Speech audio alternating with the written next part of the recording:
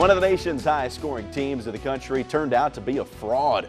Playing with a man advantage for more than 3/4 of the contest, South Alabama was shut out by Mississippi State 1-0 last night. Now those tough Lady Bulldogs played with 10 players for the final 70 minutes after a red card disqualified one of their players, yet they played terrific. They won 1-0. Get to 5-2 on the season. Monaco Carnley scoring the lone goal for MSU, who closes out non-conference play Sunday morning against Boston College. Ole Miss also scoring a 3-0 win over Long Beach State out in Dallas.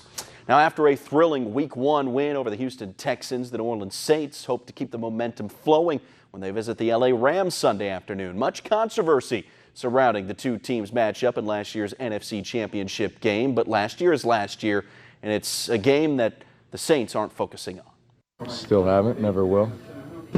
But when you say forgotten about it, I mean, you know, you have to find a way to compartmentalize it to the point where, you know, you can move on in a positive way. And so I've found a way to do that.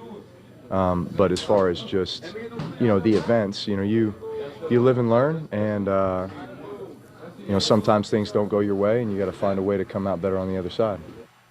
Sunday's game kicks off at 3:25 on Fox. The Monster Energy NASCAR Cup Series is back in Sin City for the second time this season to kick off the start of the 2019 postseason. Now, the 16 playoff drivers burned down the strip at the burnouts on the boulevard last night. Drivers did their best to lay down the best rubber that they could. Defending series champion Joey Logano, there he is. He won the contest. Sunday night's race, the South Point 400, is set for 6 p.m. and yes, that is on Sunday night. High school football stadiums across the country will be rocking again this weekend as the high school football season rolls on, but there may be fewer players on the field this year. For the first time in 30 years, participation in high school sports has declined. Liz McLaughlin explains why.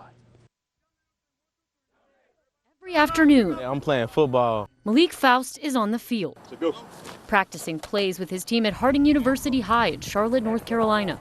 It's fun. Where, like many high schools across the country, his team is shrinking. When I started 30 years ago, you know, the participation, it seemed like you would get every male in high school almost. We just don't get the numbers anymore. According to the National Federation of State High School Associations, sports participation is down for the first time in 3 decades, led by a decline in football for the 5th year in a row. A lot of parents are worried about the concussion.